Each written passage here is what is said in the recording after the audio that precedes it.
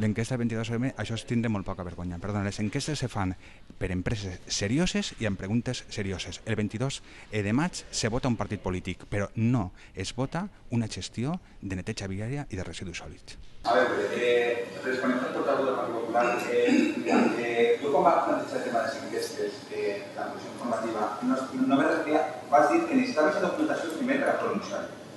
I després va dir que jo ja havia presentat el registre d'entrada i si no recordo mal, i la secretària de certificar-ho, l'alcaldia de 5 dies per contestar, i tenia fotografies de barris concrets, i no és barri únicament de Fumeral, Gilberto Rodrigo, sinó barris com per exemple la Pitjó, que no se caracteritza massa per tindre massa excés de comerç, on la neteja no era correcta o no s'havia fet de manera correcta.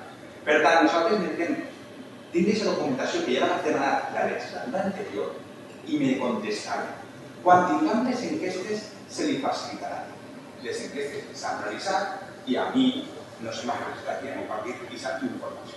Per tant, no sabem qui ha fet aquesta enquesta, com molt bé ha dit la portaveu d'Esquerra Republicana. Si aquesta empresa que ha fet l'enquesta és fiable o no és fiable i quin tipus de preguntes s'han fet. Perquè això és fonamental i si estem en política ho sabem millor que ningú, és fonamental per saber la valoració real de la gestió que ha fet l'empresa. I després tampoc va contestar a realment si la reparació de maquinària que se planteja, això al final ho va assumir l'empresa o si en 4 anys poden estropear maquinàries, entenc que sí, es tracta de maquinàries que treballen dia a dia. Què passarà? Quedaran inutilitzades i les maquinàries no quedaran inutilitzades. Jo crec que són coses importantíssimes.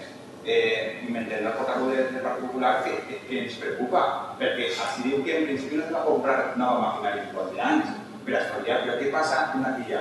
Va respondre, no va amortitzar i ja està. Però aquesta resposta, aquesta pregunta no ha estat resposta i ens agradaria saber si ho sap realment, què ha dit l'empresa. Dos contestacions. Una, la maquinària.